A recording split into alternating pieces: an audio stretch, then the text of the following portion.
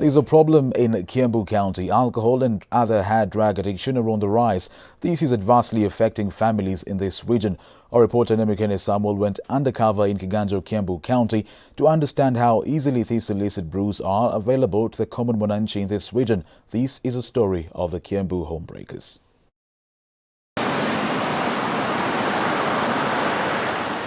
Last month, our news desk got testimonials from two men in Kiambu County.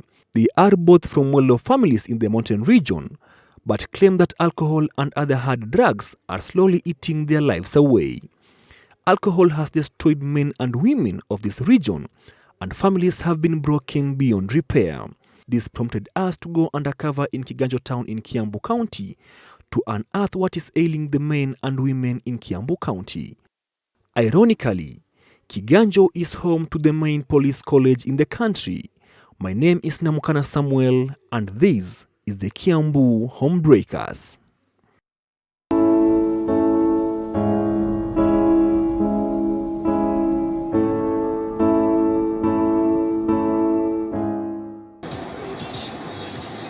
Our journey started in Nairobi. This is Kennedy, who hails from Kiambu County, the only child of a single mom.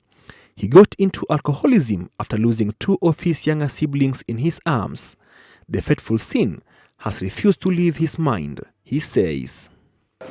Brother yako na sister yako umewaua ndio ubaki peke yako, sasa kula kenye ulikuwa unataka kuku. You see, some things I passed through a lot of traumatizing things, na ndo zilinifanya nikaingia kwa pombe, nikaanza kuvuta banki, nikaanza kuengage na kampani mbaya. This is Peter. He was a great football player in this region before he was introduced to drugs.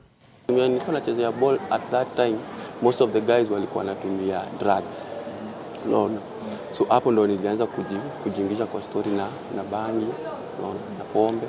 This is a testimony from a man in Gatundu sub-county. I can't move out of my father's farm because he's rich. I did not join the university because after Form 4 my dad opened for me a wholesale to sell shoes and also gave me a car to use for my transport needs. 4 years down the line my business collapsed and I had nothing to do but just sit at home. I later married and I stayed with my wife in my dad's house. I am 40 years old. I am regretting because I can't move out because I have been a drug addict since Form 2. I can't do anything on my own. This man is from Kiganjo in Kiambu County. My dad died while I was in first year in University of Nairobi. He left a farm and rental houses in Ruiru that I was to own. My mom came back after 6 years and I had sold half of the property. I used the money to party and enjoy with my village peers. My mom came back and froze all the assets. I was so depressed. I was already an addict. I could only afford Muratina. I am hopeless, but I believe opening up will help me change. This problem is worse in Kiganjo. We head off to Gatundu sub-county to meet Father Peter Mwigai, the parish priest of the Martyrs of Uganda Catholic Parish, the home parish of President Uhuru Kenyatta. I have no record of so many families and homes that have experienced the breakages because of alcoholism. Yes, somebody may doubt. Father Peter claims alcoholism in this area is more of a traditional problem. I put it whatever. To me, when I came here 3 years ago, you can actually see it is a little bit traditional. But it has been actually continuing slowly but surely in the villages, and they are very comfortable about the same. So nataka nianzie kule chini. Father Peter's sentiments prompted us to get to the bottom of this behavior that was adversely affecting the livelihoods of people in this area. We visit Kiganjo town to discover how easily the illicit brews are available to the local mwananchi here. I posed as a bad boy who wants a drink to party during the weekend. This is part of our undercover strategy. We meet this young boy and request him to take us to the nearest center where Muratina is sold. He agrees, and I hop onto his motorbike and head to an unknown destination. On our way, another young man hops on the same motorbike behind me, so at this point I can no longer record as I am sandwiched between the two.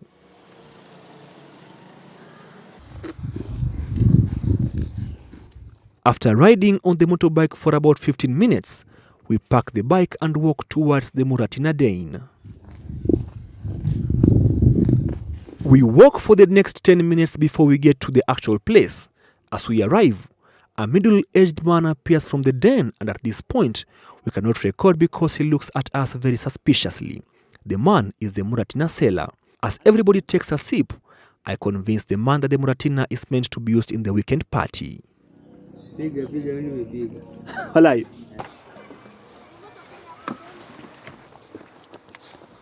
In less than an hour, we were able to acquire this bottle of Muratina.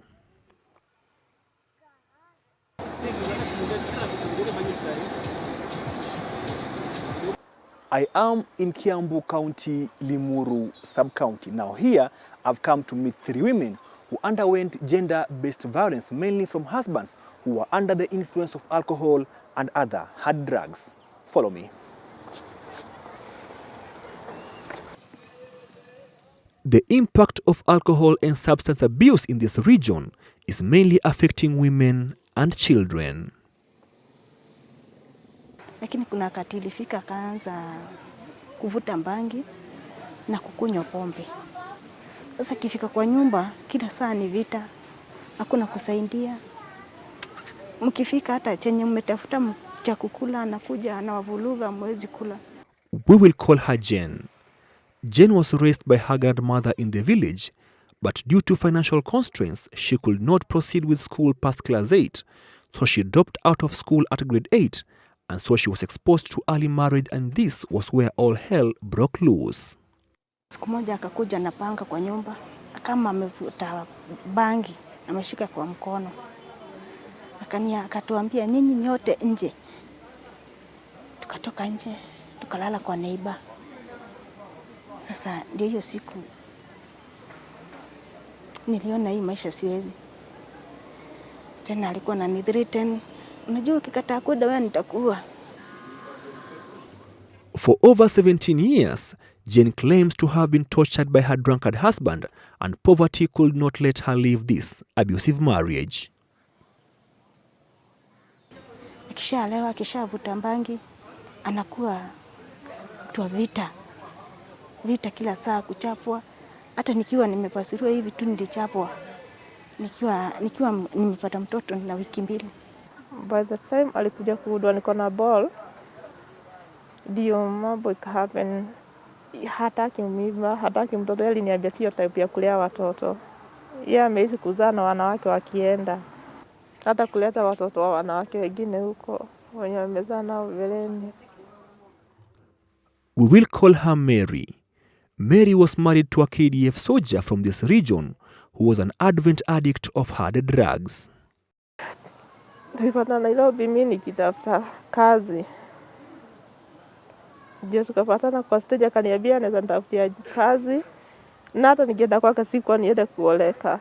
Nilikuwa nimeniambia naweza kama ninaweza kaa huko kwa ushago, anaweza nitafutia na mkalisa kwa nakaa kwa nyumba yake na tanafanya kazi yangu nikirudi huko nikae kwake. Atakuwa ananilipa kama kawaida kumwangalilia tu nyumba. Kwa ni watu wana nguvu sana, wako wengi kwa serikali, lakini yeye anaweza fanya chochote mbele na watu hiyo. Hata kama wadaza ya kulevya inachangia pakubwa sana. Yeye hawezi kula, hawezi ongea kama hajatumia bangi. Mary says she was chased out of her matrimonial home by her in-laws. Sababu najua babake mahali yako, nikasema acha nipeleke mtoto, maybe ako na utume baki ndani yake, anaweza chukua mtoto wake. Nini hata nikajitafutia mahali pa kuishi. Basi kufika pale hakutuhurumia, alituacha nje, kulikuwa kunanyesha. Alinipiga vibaya sana vile nikamwambia siwezi hata na mtoto mahali popote. Alinipiga akatupa nje na akatisha akinipa kwa mlango wake ataniua, akarudia bunduki kwa nyuma, ndio nikajiondoa hapo nikachukua mtoto. This is Pacifica Ongecha, an Iron lady who owns a rescue center for women who have undergone gender-based violence. She was once a victim of this vice. Nasema hizi kesi zimekuwa mingi kwa sababu watu wengi, wanaume wengi wamekosa kuwa na jukumu. Wanaondokea majukumu yao, na katika hiyo harakati unaona wanaleta kufuruga katika boma zao. Back in Gatundu, Father Peter says the church has taken the center stage in the fight against alcohol abuse in the region. The boy child. I am working with the men of this parish and the Catholic Church. They are called Catholic Men Association, CMA. We have a team, and all of them, we are cooperating to see that we are taking care of our boy child. Nafikiri serikali hata kama tunataka revenue, tukiangalia upande unaweza saidia sana. Evans Munene, an assistant chief in Waithaka area, a town that is on the border of Nairobi and Kiambu counties, claim that the rise of alcohol business joints in this area has affected largely the fight against this vice. In a certain area unapata vilabu zinakuwa mingi sana. Lakini sasa ile shida iko ni sababu sisi kama upande ya administration hatuna control ya license ngapi zinapewa in a certain area. Although tuna raise complaint wakati tumeona inaleta public outcry, tunapeana hiyo complaint kwa the licensing body. Do you remember our initial case studies, Peter and Kennedy? Peter now owns a rehabilitation center in Waithaka, and Kennedy is now in rehab trying to revamp his life. Namukana Samuel, Switch TV, Nairobi.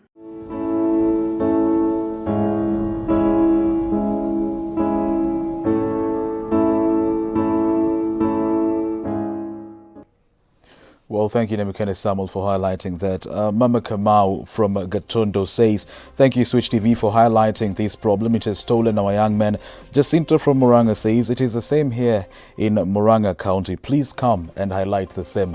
Well, our young men have been robbed by, illicit brews and hard drugs. It is time maybe we change that. It's now time for Sports News with Cedric Oronjo.